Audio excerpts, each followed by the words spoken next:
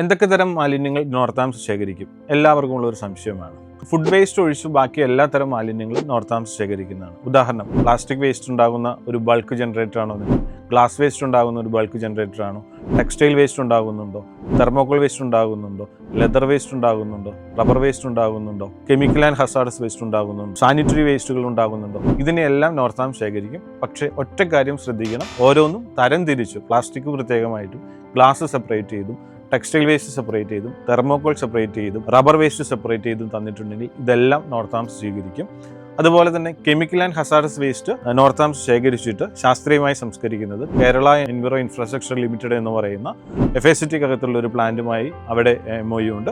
അപ്പോൾ നോർത്താംപ്സിലേക്ക് വരുന്ന chemical and hazardous വേസ്റ്റിൻ്റെ തരം രൂപത്തിലുള്ള മാലിന്യങ്ങളെ കെയിലുമായിട്ട് ചേർന്നുകൊണ്ടാണ് സംസ്കരിക്കുന്നത്. ഇനി സാനിറ്ററി മാലിന്യങ്ങൾ എല്ലാം തന്നെ ശേഖരിക്കും.